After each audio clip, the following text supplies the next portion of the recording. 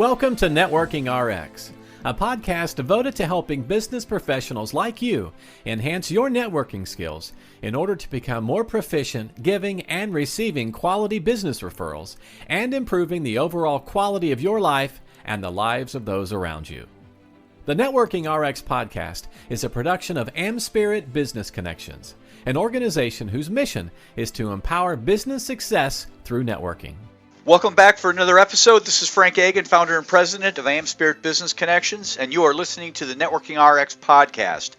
Today I want to dive into an article that was sent to me.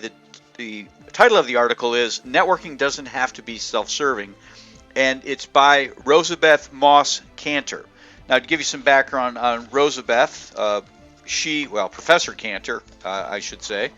She is a professor at Harvard Business School and was the former chief editor of the Harvard Business Review.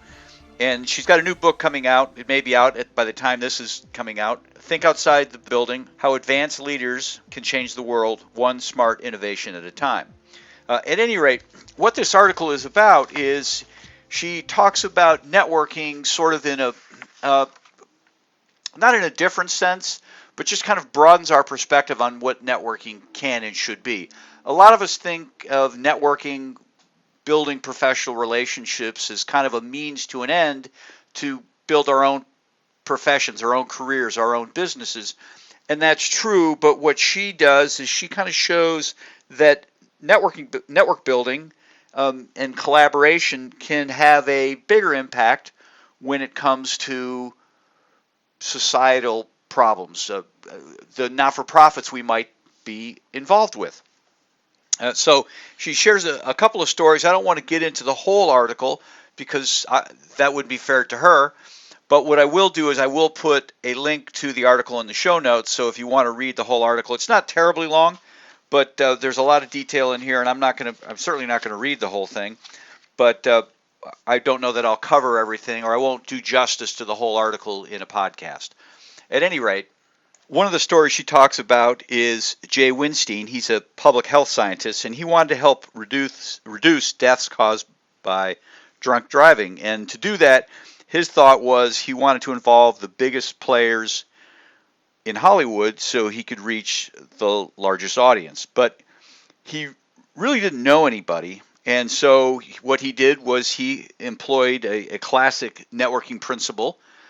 In my mind, it's really the only networking principle, but find people who know people, and then every contact leads to the next. And don't seek too much at any point along the way. And I think, and I'll talk about exactly what he did, but I think this is a powerful lesson for us because so often people come to me and they've lost a job and they're looking for that answer. I call it they want the 6-inch putt. Hey, Frank, I've lost my job. This is what I want. I want to make 6 figures in doing this and stay in Columbus, Ohio. That's a lot to ask, and I don't necessarily have a bank of things that fulfill everybody's wish list. I joke and tell people I'm not Santa Claus. I don't have a list and just am able to, or keep a list and able just to fulfill things. And so what Jay Winstein did was he went to New York and LA and wherever there was media influence, and he started knocking on doors. And one person led to the next, and then he's talking with Hollywood moguls and TV networks and advertising agencies, and he just kind of went on and on and on, and to build his coalition of people. And he didn't ask a lot of anybody, just a little bit of different people, and one contact led to another. There were some people who were able to do a lot and other people who were to connect him off to this next person.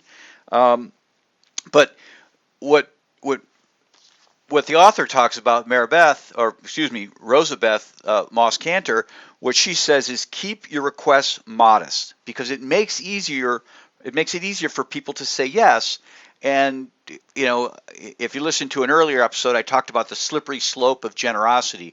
If you ask for the big thing, you're probably not going to get it. But if you ask for something small, somebody is going to come through, and then they become a little bit invested in it.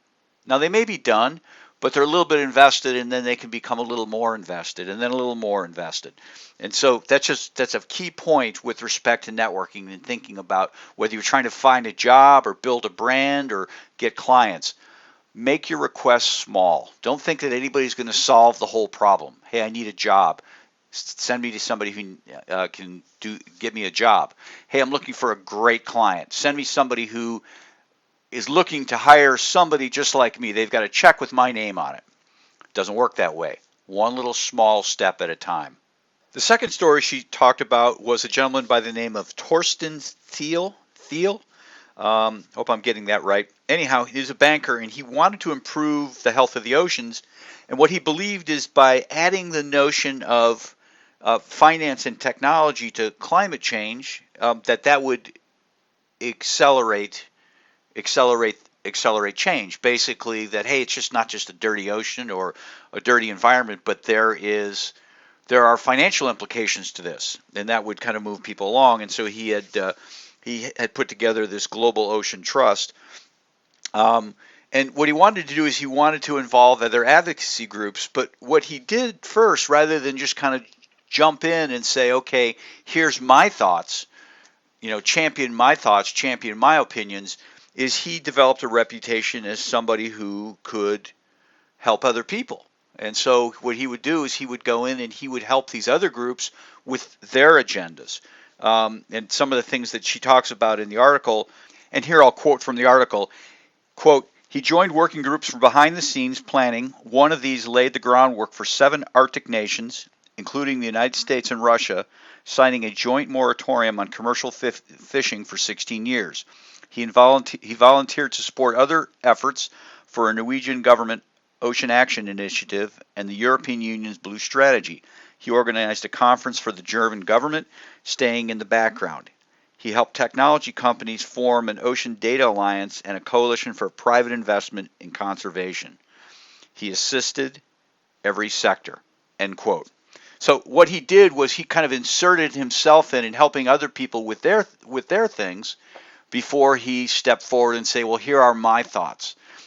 Again, he developed a reputation as being someone who could be counted on to contribute in lots of ways before he sought things for himself, for his own initiative. And again, classic networking. We're supposed to give first and look to get second. And it works in the business world with respect to referrals. It works in the career field with respect to helping other people find positions, advance themselves. And then when you need something, it becomes easier and more productive to ask from your network. So again, working outside of just the normal, what you would think the normal channels of networking, finding a job, getting promotion, growing a business, building a brand, these same principles work in a less self-serving way when you're trying to support charitable initiatives. Another point that Dr. or Professor Cantor, not exactly what she goes by, but she teaches at Harvard, another point she made is that you build trust by seeking to understand others' point of view. Again, classic networking behavior. You get out there and understand what other people are trying to say. And she talked about this in terms of converting people into allies for something that you're trying to do. And that to the extent you really try and understand someone's point of view, they're more likely to be accepting of what you might be thinking. They might be more open-minded. And it kind of stands to reason. You see this, I see this on Facebook at least, maybe others do as well. You'll see people in LinkedIn too, where people will take a hard line with respect to their stance, and somebody will take a hard line in the other direction. And it's just a lot of arguing back and forth, and there's not really a whole lot of understanding as to what's going on. And so what she advocates is be a learner and ask questions, because she indicates the added bonus of that is the people with whom you who you ask, the people you're seeking information from, hey, I want to really understand your point. They tend to think that you're smarter than people who don't seek information. I might not agree with you, but I really want to understand where you're coming from. I really want to try and understand that. And by doing that, you kind of create a middle ground, and they're going to be more willing to understand where you're coming from as well. The other thing that she talks about in the article is that it's on contentious matters, it's smart to to hold private conversations. And this is something I joke about at being a recovered attorney or a former attorney, is you don't ask questions unless you really know the answers. And you shouldn't walk into a situation, walk into a meeting, walk into a conversation with somebody unless you kind of know where they stand and generate some sort of understanding on the front end. Whatever that might be. It might not be a full understanding, but at least some sort of understanding as to where they're coming from. And that helps to build trust. It certainly shows that you care. You're not just rolling in with, hey, this is my opinion, and I'm going to tell you why it's my opinion. You're kind of rolling in and being somewhat sheepish and saying, okay, I think this is where you're coming from. I really want to understand it before we kind of move on, and I'll share my position. And I think whenever, I term it escalating violences. Whenever you're just rolling in and saying, this is my opinion, take it, and I'm right. Everything I've read, everything I believe just supports my opinion. People tend to get defensive with respect to that, and they're going to come back at you generally the same way. But if you come at them and say, you know what, I'm not really sure, I have an opinion, but it's based on my own perspective, I would really like to learn about what you think and why you think that. They're going to be more apt to be calm and just kind of explain where they're coming from. And again, it's a great way to kind of build trust. It's a great way to try and find that middle ground. And once you find that middle ground, then you can start to sort out what really makes sense. So, great article. If you get a chance, again, I'll put a link to it in the show notes. The title of it is "Networking Doesn't Have to Be Self-Serving," and it's by Harvard professor Rosabeth Moss Kanter. Look it up, take a read, think about it with respect to your own professional situation, whatever that might be, looking for a job, trying to build a brand, trying to get clients. Think about how that might apply. Or if you are somebody who is trying to tackle a societal problem, human trafficking, hunger, cancer, whatever it might be, it's also a great article to kind of think through, because just to see how the people that Dr. Kanter writes about uses networking, classic networking type techniques to advance what they're trying to do. Before we wrap up, I want to remind you that we're looking to add quality people to our stable of franchisees. This is a unique franchise opportunity in that it's geared for an aspiring entrepreneur or professional to add on to what they're already doing. Again, all of our franchisees do something else for just a couple hours in the morning. A few mornings a week, our franchisees operate the AmSpirit Business Connections program. The rest of their week, they're accountants, attorneys, financial advisors, realtors, coaches, and consultants of various kinds. Interested? Contact me. There's an email in the show notes, or you can use the one we provide at the end of the podcast. Thanks for joining us on the Networking RX podcast. Please put what you've learned into action today and let us know if you have questions, comments, or ideas for future topics. You can email them to us at podcast@amspirit.com. That's AmSpirit.com.